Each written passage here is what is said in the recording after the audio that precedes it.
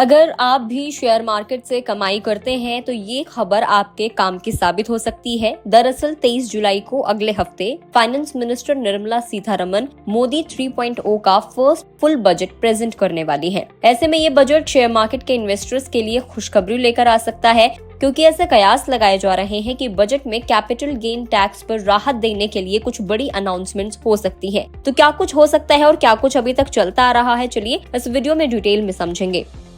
तो media reports के according capital gain tax के मामले में एसेट की कैटेगरी और उसे होल्ड करने के पीरियड के हिसाब से इन्वेस्टर्स को काफी कंफ्यूजन रहता है।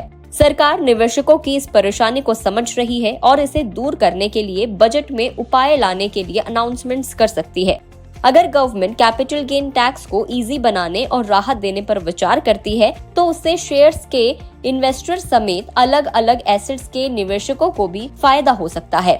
साल 2018 में तत्कालीन फाइनेंस मिनिस्टर अरुण जेटली ने 1 लाख रुपए से ज्यादा के फायदे पर 10% के रेट से long term capital gain tax लगाया था और इंडेक्सेशन के फायदे को खत्म कर दिया था। एनालिस्ट अब उम्मीद कर रहे हैं कि बजट में फिर से इंडेक्सेशन के फायदे को पेश किया जा सकता है। इसके अलावा long term capital gain tax लगाने की लिमिट को 1 लाख रुपए से बढ़ाकर 3 लाख रुपए करने की डिमांड भी उठ रही है।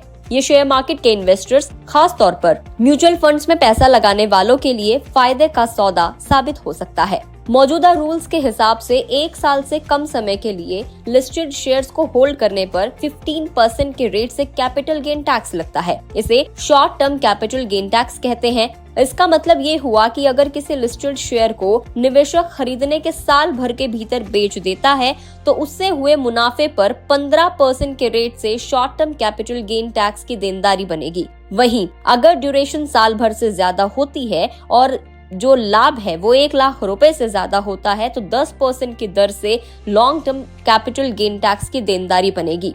टैक्स पेयर्स को कई तरह एसेट क्लास में निवेश पर कैपिटल गेन टैक्स देना पड़ता है। अगर आप सीधे शेयर्स में निवेश करते हैं तब तो कैपिटल गेन टैक्स की देनदारी बनती ही है।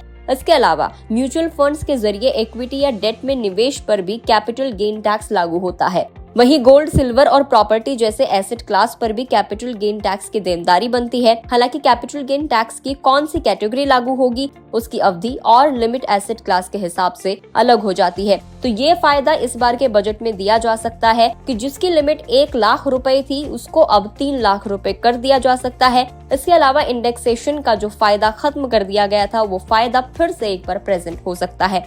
आपको क्या कुछ उम्मीद है? खास तौर पर अगर आप शेयर मार्केट के निवेशक हैं तो आप क्या उम्मीद लगाकर बैठे हुए हैं बजट 2024 से? हमें कमेंट करके जरूर बताएं। अगर आप इस वीडियो को फेसबुक पर देख रहे हैं तो फेसबुक पेज को लाइक करें, यूट्यूब पर देख रहे हैं और चैनल को अभी तक सब्सक्राइब नहीं किया है तो सब्सक्राइब जरूर करें।